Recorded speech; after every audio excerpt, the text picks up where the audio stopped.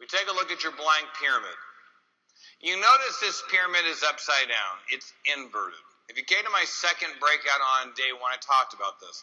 The reason why you see the pyramid upside down is because in so many schools and districts, we've seen them, when they look at a traditional pyramid, right side up, they view RTI, a system of tiered support, as just a new way to qualify kids for special ed. And usually above tier 3, they put a line and it says special ed up on top. And the whole pyramid seems pointed to special ed.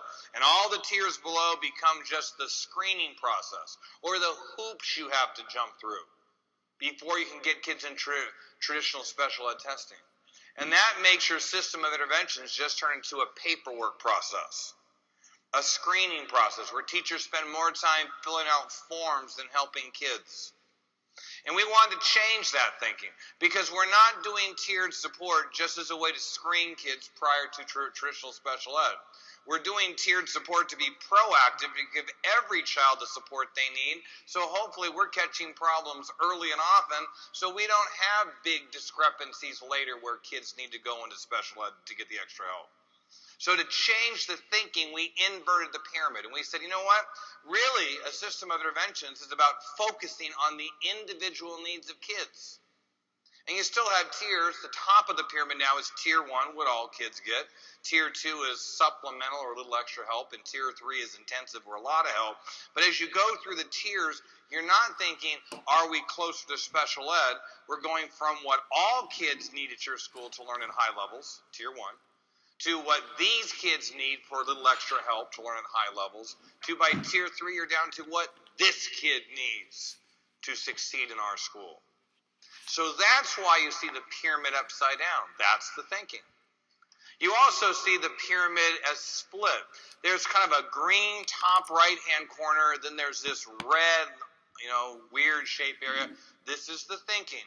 The green area represents the responsibilities at tier 1 and tier 2 that your PLC collaborative teacher team should take the lead on.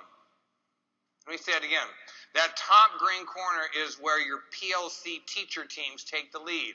So at an elementary school, this is where your kindergarten team takes the lead. Your first grade team takes the lead. Second, third, fourth, fifth, sixth. Middle schools, high school, this is where your Algebra 1 team takes the lead. This is where your World History team takes the lead. This is where the Biology team takes the lead. This is where your Fine Arts team takes the lead. How you form your teacher teams in this PLC process, they're going to take the lead. And whatever you put in those two boxes, tier 1, tier 2, within that green box. The red side represents your school-wide support system.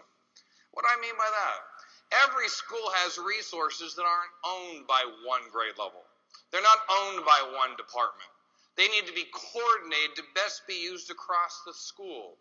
Like what? Like your special ed support staff. Like your school psychologist, your school counselor, your speech and language pathologist, your administration, your instructional aides, your classified staff.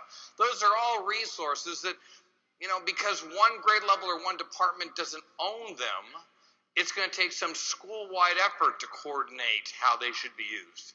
So I will propose to you that red area should be led by a school leadership team, a guiding coalition. And as Rick said, leadership team doesn't mean admin alone because we know leadership is widely dispersed. This is teacher leaders and administration working together to best coordinate your school-wide resources. Because we have limited resources, we want to use them as effectively as possible.